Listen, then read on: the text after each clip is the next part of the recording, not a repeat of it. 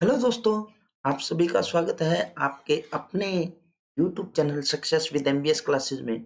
Students, अगर मैं आपसे ये पूछूं कि आपके घर के बिल्कुल सामने एक टावर था, उस टावर के टॉप को यानी ऊपर वाले पार्ट को आप देख रहे हो अपने घर पे बैठे-बैठे, ठीक है? अपने घर पर बैठे-बैठे आप टावर के टॉप को देख रहे थे। अब मैं बोलूं कि क्या आप इस टावर की हाइट बता सकते हो बिना मेजर किए? यानी आपके पास फीता नहीं है, ठीक है? फिर भी आपको क्या करना है, इसकी जो हाइट है इसको बताना है। तो क्या बता सकते हो? अगर आपके घर के आस-पास या खेत के पास में से कोई नहर निकल रही है और एक साइड आप बैठे हो, दूसरी साइड आपको यहाँ पर एक पोल लगा हुआ है, ठीक है? मान लो ये आपके सेम, ठीक है? यहाँ पर आप बैठे हो, यहाँ पर पोल लगा है और पोल की ये हाइट है, ठीक है? और आपको ये बोल दिया जाए कि आप इस पोल के टॉप को देख रहे हो। अब बोल दिया जाए कि इस नहर के बीच की चौड़ाई बताओ कितनी है? क्या आप बता सकते हो? बेटा इसी टाइप की कैलकुलेशन यानी इन चीज़ों का यूज़ करने के लिए, इन चीज़ों को फाइंड करने के लिए हम एक टेक्निक यूज़ करते हैं और उस टेक्निक का नाम है दोस्तों, वो क्या नाम है? ट्रिगोनोमेट्री। कहाँ यूज़ होती है ये चीज़ें? ट्रिग्नोमेट्री के अंदर। ट्रिग्नोमेट्री को हिंदी में बोला जाता है बेटा त्रिकोणमिति। बड़े ही ध्यान से समझने की चीज़ें हैं और गारंटीड आपके एग्ज़ाम में क्वेश्चन आते हैं और बहुत बार गलत भी हो जाते हैं। लेकिन अब मैं गारंटी लेता हूँ कि अगर आपने ढंग से देखा तो कोई भी क्वेश्चन आपका गलत नहीं होगा। यानी जब मैं किसी कोई हाइट बनाता हूँ या कोई बीच की डिस्टेंस ये फाइंड करता हूँ तो मेरे को एक टेक्निक यूज करनी पड़ेगी और वो टेक्निक है त्रिकोणमिति यानी ट्रिग्नोमेट्री। तो ट्रिग्नोमेट्री बोलते किसको है वो सबसे पहले हम पढ़ेंगे। तो आपने एक चीज नोट की होगी बेटा कि ये जो अपने पास हाइट है, ये आपने ये जो तिरछी लाइन लगाई है वो, और इसको अगर मैं मिला दूं तो मेरे पास ये 90 डिग्री का एंगल बनता है और 90 डिग्री का एंगल अगर बने तो उस ट्रायंगल को हम बोलते हैं राइट एंगल ट्रायंगल। क्या बोलते हैं? राइट एंगल ट्रायंगल, ठीक है? जिसमें ये 90 डिग्री का एंगल होता है। तो इनको क्या बोला जाता है, इन साइड को, वो भी हम डिस्कस करेंगे। तो देखिए साइड को क्या क्या कहा जाता है, थोड़ा सा ध्यान से समझना है, बस कोई दिक्कत नहीं है। आपको 100% समझ में आएगा बेटा, कोई भी दिक्कत नहीं आएगी, ठीक है? अब देखो ये अपने पास ट्रायंगल आ गई, ट्रायंगल आपको दिखाई दे रही है। ट्रायंगल के अंदर ये जो पार्ट है, ये अपने पास जो है, ये है एक एंगल। क्या है बेटा? ये एक एंगल है। ऐसे ही ये भी एक एंगल है। क्या ये एक एंगल है? वो अलग बात है कि कौन-सा बड़ा है, कौन-सा छोटा, वो बात की बात है। और ये कितने डिग्री का एंगल होता है बेटा? ये 90 डिग्री का होता है, क्योंकि 90 डिग्री का एंगल बनता है तो ही हम उस ट्रायंगल को बोलते हैं राइट एंगल ट्रायंगल, ठीक है? ये 90 डिग्री का एंगल है। ये अपने पास मान लेते हैं ये ए है, ये बी है और ये सी है, ठीक है? ये जो एंगल पॉइंट सी है यानी एंगल सी है, इसके जो अपोजिट में बिल्कुल अपोजिट जो है, ये जो लाइन है, ठीक है? इसको हम बोलते हैं अपोजिट साइड। अपोजिट साइड बिल्कुल जीरो से आपको मैं करवाऊंगा, टेंशन बिल्कुल भी नहीं लेनी है, ठीक है? Opposite side of angle C, ठीक है? और ये जो साइड है ना बेटा, ये है एडजेसेंट। एडजेसेंट का मतलब सी पॉइंट के साथ एडजस्ट कर रखा है यानी इकट्ठे हैं, के पास में है, ठीक है? तो आप बोलोगे एडजेसेंट साइड। क्या बोलोगे आप? Adjacent side. Adjacent side of angle C. और ये जो तिरछी लाइन है इसको आप बोलोगे बेटा हाइपोटेन्यूस। क्या बोलोगे इसको आप? हाइपोटेन्यूस आप इसको बोलोगे। तो ये जो साइड है इसको क्या बोलोगे? जनरली हम बोल देते हैं बेटा, इसको हम बोलते हैं बेस। क्या बोलते हैं इसको हम? बेस बोलते हैं। तो आप बोलोगे सर चलो इसको तो हमने बेस बोल दिया, इसको हम क्या बोलेंगे जो अपोजिट है? इसको हम जनरली बोलते हैं बेटा परपेंडिकुलर। क्या बोलते हैं इसको? परपेंडिकुलर। अब कई बच्चे ऐसे सोच रहे हैं सर ये तो आपने इंग्लिश में बता दिया, हिंदी में भी तो नाम बताओ। तो ये जो हाइपोटेन्यूस होता है ना बेटा, ये होता है कर्ण। क्या होता है? कर्ण। और ये जो बेस होता है इसको हम बोलते हैं आधार। क्या बोलते हैं? आधार बोलते हैं। और ये जो परपेंडिकुलर है इसको हम बोलते हैं लंब। ठीक है बेटा, ये चीजें आपको पता होनी चाहिए। तो आपको इस फिगर से आपको ये बिल्कुल क्लियर हो रहा होगा कि एक राइट एंगल ट्रायंगल के अंदर ये एंगल अपने को दे रखे हैं, ये हमारे पास 90 डिग्री का एंगल है। तो यहाँ से कंक्लूजन क्या निकला, त्रिकोणमिति या ट्रिग्नोमेट्री वो क्या चीज है। तो अब देखिए बेटा, उसकी जो डेफिनेशन है उसके बारे में हम डिस्कस करते हैं। तो ट्रिग्नोमेट्री वर्ड जो है ना, वो ग्रीक वर्ड थे 3, ठीक है, उनसे मिलकर बने हैं। ग्रीक वर्ड 3 कौन कौन से, एक तो है बेटा अपने पास ट्राई, एक है गोन, और एक है अपने पास मेट्रोन। क्या मीनिंग है, मेट्रोन। और इनका मीनिंग क्या है बेटा, ट्राई का मतलब हो गया 3, गोन का मीनिंग हो गया बेटा अपने पास साइड्स, और मेट्रोन का मीनिंग अपने पास हो गया बेटा मेजर करना। अब 3 का मतलब तो 3 ही हो गया, साइड्स का मतलब हो गया बेटा भुजा, और मेजर का मीनिंग क्या हो गया, मापना। यानी जब हम 3 भुजाओं को मापते हैं, ठीक है, तो अपने पास ट्रिग्नोमेट्री बनती है। लेकिन वास्तव में ट्रिग्नोमेट्री की डेफिनेशन तो ये नहीं है, 3 भुजाओं को कौन कौन सी भुजाओं को किस में। तो अभी हमने देखा कि जब हम ये बोल रहे थे कि शुरू में कि अगर हमारे पास पोल है कोई, अगर कोई टावर है, उसकी हाइट को आप माप सकते हो क्या, तो उसका तरीका कैसे निकाला था। तो यानी आपको एक बात का पता चल गया कि ये हमारे पास अगर हाइट निकालने का कोई फॉर्मूला बनाना है अपने को, तो उसके अंदर राइट एंगल ट्रायंगल बनेगी, यानी ट्रायंगल भी बनेगी और उसमें एंगल भी बनेंगे। तो सिंपल सी बात क्या होगी बेटा अपने पास, यहाँ से जो त्रिकोणमिति है इसका मीनिंग और लेंगे ना तो अपने को बिल्कुल क्लियर हो जाएगा। देखो, त्रि का मतलब क्या हो गया 3, कोण का मतलब क्या होगा बेटा अपने पास एंगल, और मिति का मीनिंग भी क्या होता है बेटा, मापना। तो यहां से देखो, इंग्लिश का जो वर्ड था ट्रिग्नोमेट्री, उससे तो बना था 3 भुजा को मापना, और त्रिकोणमिति से अपने पास बना 3 एंगल यानी 3 कोण को मापना। तो इन दोनों को जब हम मिक्स कर देते हैं यानी मिला देते हैं, तो अपने को एक कंक्लूजन मिलता है। वो क्या है बेटा, कि जब हम 3 भुजाओं और 3 एंगल को मेजर करने का जो प्रोसेस अपनाते हैं, उसको हम क्या बोलते हैं, ट्रिग्नोमेट्री बोलते हैं, यानी त्रिकोणमिति बोलते हैं। किस किस को, 3 तो भुजाओं को और तीनों ही कोणों को जब हम मापने के लिए उनके बीच में जो रिलेशनशिप फाइंड करते हैं, तो उसको हम क्या बोलते हैं, ट्रिग्नोमेट्री बोलते हैं। तो आपको पता चल गया होगा कि ट्रिग्नोमेट्री किसको बोलते हैं। ट्रिग्नोमेट्री होता है बेटा क्या, relationship, relationship, relationship between sides and angles of A right angle triangle. तब राइट एंगल ट्रायंगल में, राइट एंगल ट्रायंगल के अंदर साइड और एंगल के बीच में जो संबंध है उसको डिफाइन करने की जो प्रोसेस है उसको हम बोलते हैं ट्रिग्नोमेट्री। सिंपल, कोई दिक्कत नहीं है, समझ में आ गया होगा।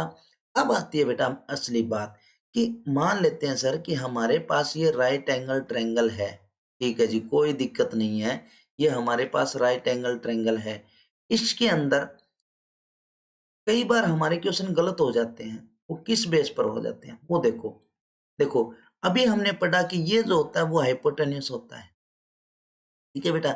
ये हमने पढ़ा कि बेस होता है, और ये हमने पढ़ा कि ये परपेंडिकुलर होता है, जो 90 डिग्री का एंगल बनाता है। और जो वर्टिकली होता है उसको हम क्या बोलते हैं, परपेंडिकुलर बोल देते हैं। वर्टिकुलर का मतलब होता है बेटा ये सीधे ऊपर से नीचे, और हॉरिजॉन्टल होता है ये साइड से साइड में, ठीक है। तो ये अपने पास हाइपोटेन्यूस हो गया, ये परपेंडिकुलर हो गया, ये बेस हो गया। तो कई बच्चे से सोच रहे हैं कि सर कई बार तो क्या होता है कि बेस कुछ और बन जाता है, कई बार कुछ और बन जाता है। तो आपको ध्यान रखना बेटा कि अगर एंगल सी पूछा जाए, जो एंगल पूछा जाए ना, उसके साथ की जो लाइन है ना उसको बेस मानना है। जो 90 डिग्री वाली लाइन की तरफ जा रही है, 90 डिग्री एंगल की तरफ जा रही है, उसकी बात है। अब आपको मैं बता दूं कि ये जो एंगल सी अगर पूछा जाए तो आपको किधर जाना है, ये जो लाइन होगी ना ए से बी, ये परपेंडिकुलर माना जाएगा। किसके अंदर, ट्रिग्नोमेट्री की बात हो रही है बेटा, ट्रिग्नोमेट्री इसके अंदर बात चल रही है, ठीक है। अगर आपसे पूछा जाए एंगल ए, तो आपको परपेंडिकुलर बताना है बीसी। अब आपको बेस नहीं बताना है बीसी को। अगर आपसे एंगल ए पूछा गया है तो परपेंडिकुलर है बीसी, और बेस है आपके पास क्या है बेटा, ए बी। अगर आपसे एंगल ए सी पूछा जाता है तो आपके पास बेस तो है बीसी और परपेंडिकुलर है ए बी। ये चीज आपको कंफर्म होना चाहिए, 100% समझ में आया होना चाहिए बेटा। कोई दिक्कत नहीं है ना, उम्मीद कर सकता हूं। यहाँ तक किसी भी टाइप की कोई दिक्कत हो तो कमेंट सेक्शन के अंदर कमेंट कर देना बेटा, मैं आपकी प्रॉब्लम को सोल्व कर दूंगा 100%, ठीक है। लेकिन आपको इसके लिए पूछना पड़ेगा। ठीक है बेटा, ये अपने पास आ गया ए, बी और सी। अब आता है ट्रिग्नोमेट्री के अंदर अपने पास 6 ट्रिग्नोमेट्रिक रेशियो होते हैं। वो कौन-कौन से होते हैं बेटा? वो होते हैं अपने पास, सबसे पहले आता है बेटा साइन थीटा। थीटा का मतलब बेटा एंगल। ये जो हमने ऐसे 0 लिख के और बीच में काट दिया, इसका मतलब है थीटा। ठीक है, और थीटा का मतलब जो एंगल अपने पास 0 degree, 30 degree, 45 degree, 60 degree, 90 degree आएगा वो। ठीक है, साइन थीटा। सेकंड अपने पास आता है बेटा कोस थीटा। उसके बाद में थर्ड अपने पास आता है बेटा टेंजेंट थीटा। उसके बाद में फोर्थ अपने पास आता है कोसिकेंड थीटा। उसके बाद में फोर्थ के बाद में फिफ्थ अपने पास आता है बेटा सीकेंड थीटा। और सिक्स्थ अपने पास आता है कोटेंजेंट थीटा। आप इनको ऐसे भी लिख सकते हो, आपकी मर्जी है, आपको ये याद होने चाहिए। Sine cos tan cosecant secant cot. कई बच्चे ऐसे भी याद रखते हैं कि सर हम तो sine theta, cos theta, tangent theta, cot theta, cosecant theta और सीकेंड थीटा याद रखेंगे। ठीक है, कोई दिक्कत नहीं है, जैसे मर्जी याद रख सकते हो। आपको ये 6 के 6 ट्रिग्नोमेट्रिक रेशियो आपको पता होना चाहिए कि sine theta, cos theta, tangent theta, cot theta, cosecant theta और सीकेंड थीटा, ये होते हैं 6 ट्रिग्नोमेट्रिक रेशियो। अब होता क्या है बेटा इनके 6 के 6 ट्रिग्नोमेट्रिक रेशियो के अंदर? तो अभी जो अपने पास राइट एंगल ट्रायंगल बनी थी, उसके अंदर हमने देखा था कि ये तो एच था, ये अपने पास पी था वैसे ही जनरली, और ये बी था। तो आपको एक फॉर्मूला याद रखना बेटा, पंडित बद्री प्रसाद डिवाइड बाय हर हर भोले। ये तो है इंग्लिश मीडियम वाले बच्चों के लिए। ठीक है, हिंदी मीडियम वाले बच्चे ये याद रखें बेटा, लाल डिवाइड बाय कक्का। ठीक है, बस ये चीज आपको याद रखनी है। अगर आपको ये दोनों फॉर्मूला, यानी इंग्लिश मीडियम वालों को पंडित बद्री प्रसाद डिवाइड बाय हर हर बोले पता है, और हिंदी मीडियम वालों को लाल बटा कक्का अगर पता है, तो सब कुछ हो जाएगा, ए टू जेड क्वेश्चन आप कंप्लीट सोल्व कर दोगे। बस थोड़े से फॉर्मूला बेस्ड है, वो आपको पता ही होना चाहिए बेटा। तो देखो क्या क्या, सबसे पहले अभी हमने पढ़ा था बेटा कि एक होता है साइन थीटा। ठीक है, तो सबसे पहले चलो P और H, यानी perpendicular by hypotenuse. Perpendicular by hypotenuse कहीं भी आ जाए तो आप बोलोगे वो साइन थीटा होता है। ठीक है जी। उसके बाद में सेकंड है बेटा अपने पास कोस थीटा। कोस थीटा क्या होगा? सेकंड नंबर पर चलो B by H. B by H, ध्यान में रखना बेटा, B बाय एच। देखो हिंदी मीडियम वाले और साथ के साथ लिख लो L बाय के, लंब बटा कर्ण। ठीक है, cos theta B by H, यानी अपने पास आ गया बेटा आधार बटा में कर्ण। उसके बाद में तीसरा अपने पास आता है बेटा टेंजेंट थीटा। टेंजेंट थीटा क्या होगा? ये P by B, P by B, perpendicular by base, यानी लंब बटा में आधार। ठीक है बेटा, ये 3 ट्रिग्नोमेट्रिक रेशियो आपको पता चल गए। अब चौथा आपके पास आता है बेटा कोट। कोट थीटा क्या होगा? जो टेंजेंट है ना, यानी इस साइड से लग जाओ, उल्टा करते जाओ, यानी यहीं से चलेंगे हम, इसका उल्टा कर देंगे, फिर इसका उल्टा कर देंगे, फिर इसका उल्टा। यानी ये P बाय बी था ना, इसको हमने कर दिया बेटा B बाय P, यानी आधार बटा में लंब हो गया। ये अपने पास क्या बन गया? कोट। उसके बाद में पांचवा आता है बेटा सीकेंड थीटा।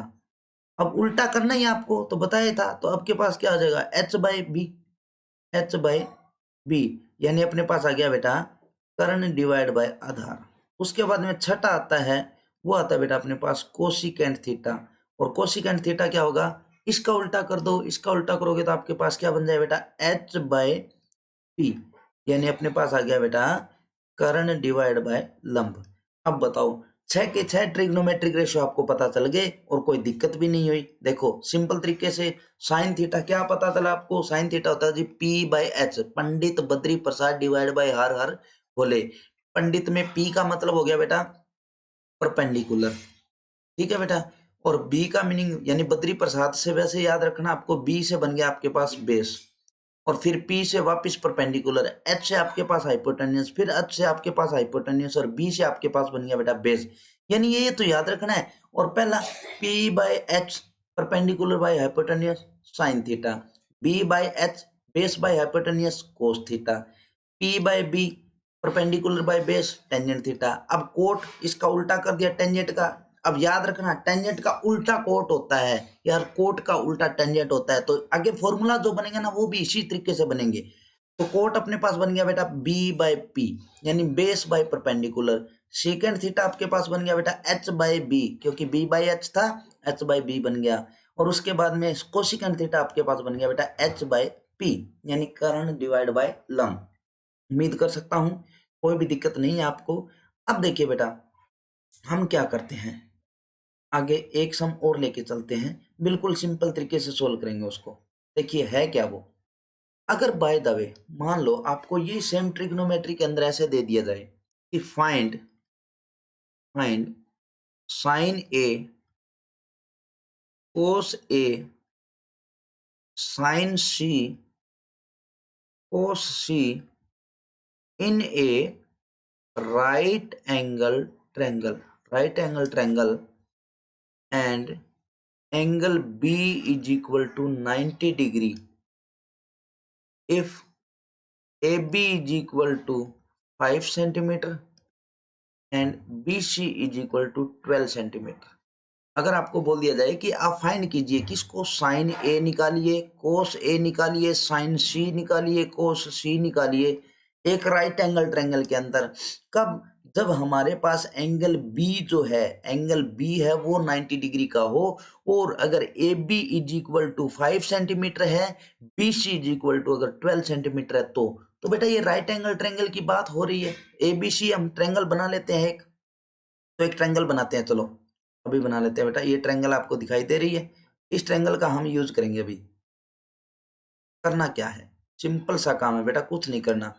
देखो एबीसी ट्रायंगल हम बना लेते हैं, ये मेरे पास ए, ये बी है और ये सी है। इसने बोला था एंगल बी 90 डिग्री का है, तो मैंने बी यहां पर लिखा है बेटा इस जगह, ठीक है।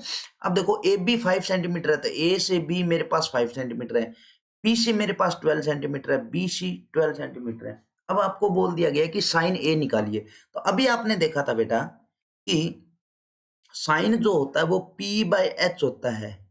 पी बाय एच का मतलब परपेंडिकुलर बाय हाइपोटेन्यूज, यही होता है ना, परपेंडिकुलर बाय हाइपोटेन्यूज। यानी परपेंडिकुलर देखो तो 5 आ रहा है मेरे पास, ए बी सी कुछ नहीं देख रहा मैं, एक बार सिर्फ साइन देख रहा हूँ, ठीक है। तो 5 आ रहा है जी, परपेंडिकुलर ये हो गया, ठीक है। एच, एच का मतलब ये चाहिए, ये तो अपने पास है ही नहीं। इसका मतलब क्या हो बेटा कि अपने को सबसे पहले तीनों की तीनों साइड पता होनी चाहिए, तो ही हम sign A cos A sine C cos सी सारे निकाल सकते हैं, ठीक है।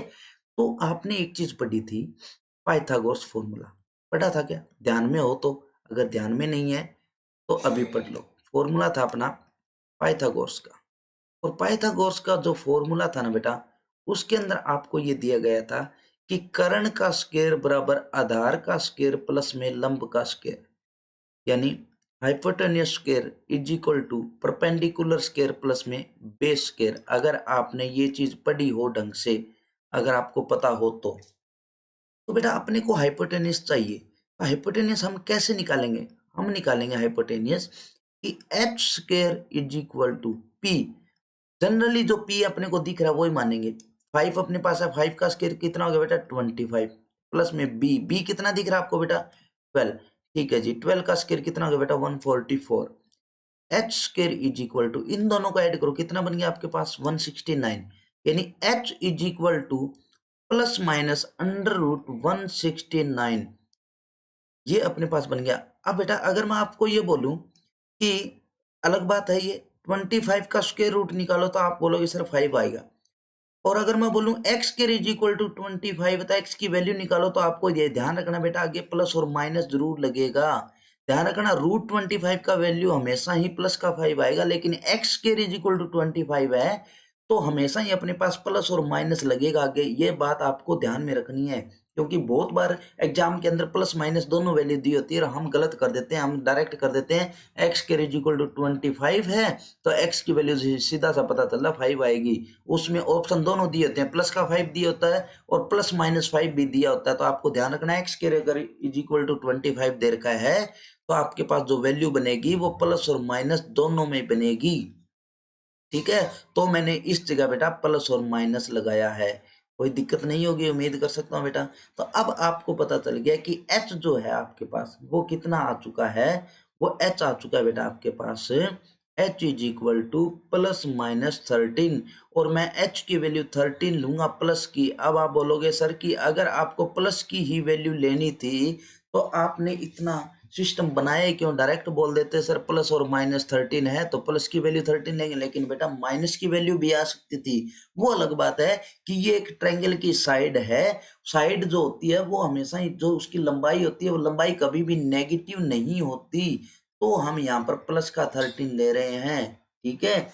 कई जगह ये वैल्यू नेगेटिव भी लेनी पड़ जाती है, लेकिन यहाँ पर अपने पास पता है कि साइड है तो साइड हमेशा ही पॉजिटिव रहेगी, तो 13 आ गई।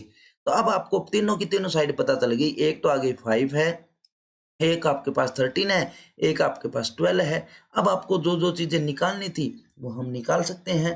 कैसे निकालेंगे बेटा? थोड़ा सा ध्यान से समझना है कैसे। देखिए आगे हम चलते हैं। देखो आपने क्या किया, आपने जो ट्रायंगल बनाई थी उस ट्रायंगल, ये अपने पास ट्रायंगल थी, इस ट्रायंगल के अंदर ये एंगल बी था, ये अपने पास ए था, ये बी है और ये सी है। ये अपने पास 12 था, ये अपने पास 13 आ गया बेटा और ये 5 आ गया। इतना ही तो काम किया है ना, इसके अलावा तो हमने कुछ नहीं किया। अब आपको क्या करना है बेटा? अब आपने देखा कि अपने को निकालना था साइन ए, ठीक है जी, साइन ए। और क्या निकालना था बेटा? कोस ए भी निकालना था, साइन ए निकालना था, कोस ए निकालना था, साइन सी निकालना था, कोस सी निकालना था। बस वो काम करेंगे हम। साइन ए निकालना है, साइन सी भी निकालना है, कोस ए निकालना है और कोस सी भी निकालना है। अब आपने पढ़ा था formula, Pandit Badri Prasad divide by Har Har Bhole, ठीक है। तो आपको पता चल गया बेटा कि साइन ए होता है वो भी परपेंडिकुलर बाय हाइपोटेन्यूज होगा, यानी हाइपोटेन्यूज होगा। साइन सी भी होगा वो भी परपेंडिकुलर बाय हाइपोटेन्यूज होगा। कोस ए होगा वो बेस बाय हाइपोटेन्यूज होगा और कोस सी होगा वो भी बेस बाय हाइपोटेन्यूज होगा। लेकिन मैंने आपको एक बात बताई बेटा, जो एंगल आपसे पूछा जाए उसके अपोजिट साइड जो होगी उसको आपको क्या मानना है? परपेंडिकुलर। यानी एंगल सी पूछा जाए, जैसे इसमें एंगल सी पूछा गया, इसमें एंगल सी पूछा गया है, तो परपेंडिकुलर 5 होगा आपके पास। अगर आपसे एंगल ए पूछा जाता है, जैसे ए है तो साइन ए यहाँ पर है और कोस ए यहाँ पर है, तो इनमें जो परपेंडिकुलर होगा वो ये साइड मानी जाएगी, ठीक है। जो एंगल पूछा जाए उसके अपोजिट साइड जो है उसको परपेंडिकुलर मानेंगे। तो अपने पास आ गया बेटा साइन ए। साइन ए आ गया तो आपको पता चल गया परपेंडिकुलर बाय हाइपोटेन्यूज है, तो ये एंगल पूछा है तो परपेंडिकुलर आपको क्या है बेटा? बीसी डिवाइड बाय हाइपोटेन्यूज कितना बेटा आपके पास? एसी। यानी बीसी तो आ गया आपके पास 12 और एसी आ गया 13। ये आंसर आ गया, कोई दिक्कत नहीं है। उसके बाद में साइन सी अगर आप निकालोगे तो साइन सी निकालोगे बेटा तो ये एंगल अगर है तो ये परपेंडिकुलर है। परपेंडिकुलर है तो इसका मतलब A B divide by A C. तो अपने पास आ गया बेटा A B is equal to तो 5 है, ए सी आपके पास 13 है। अब आता है बेटा कोस ए। कोस ए निकालोगे तो बेस बाय हाइपोटेन्यूज होता है।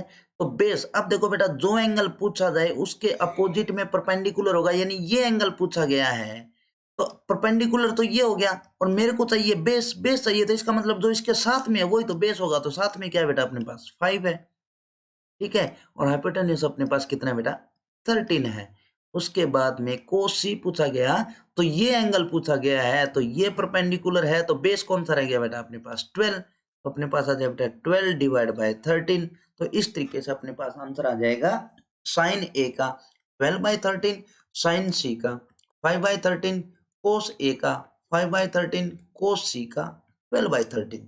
ठीक है बेटा, इस तरीके से सारे सम आपको सोल्व करने हैं। अभी मैंने आपको सिर्फ बेसिक बात बताई है, बिल्कुल बेसिक बात है, ठीक है। जो आपके फॉर्मूलाज होंगे साइन स्क्वायर थीटा प्लस में cos square theta is equal to 1 होता है, ये सभी ने सुना है, लेकिन कैसे होता है, क्यों होता है, ये मैं आपको बताऊंगा, ठीक है। Secant square theta minus tangent square theta is equal to 1 ये भी होता है, लेकिन क्यों होता है ये भी मैं आपको बताऊंगा। यानी जितने भी इसके अंदर फॉर्मूलाज होंगे वो होते हैं, लेकिन क्यों होते हैं, कैसे होते हैं, वो सब कुछ आपको बताऊंगा। तो ज्यादा से ज्यादा जुड़े रहना बेटा और वीडियो को लास्ट तक जरूर देखा करो। अगर वीडियो पसंद आए तो थंब इम्प्रेशन यानी लाइक का बटन जरूर प्रेस करना है और ज्यादा से ज्यादा शेयर भी करना है। तो बेटा कल के लेक्चर में मैं आपको इससे थोड़ा सा एडवांस और करवाऊंगा। उम्मीद करता हूं कि आज जो मैंने आपको ट्रिग्नोमेट्री की बेसिक बातें बताई हैं वो 100% आपको समझ में आई है। तो मिलते हैं कल नए लेक्चर में, तब तक पढ़ते रहें और मेहनत करते जाएँ। ओके बेटा, थैंक यू, बाय।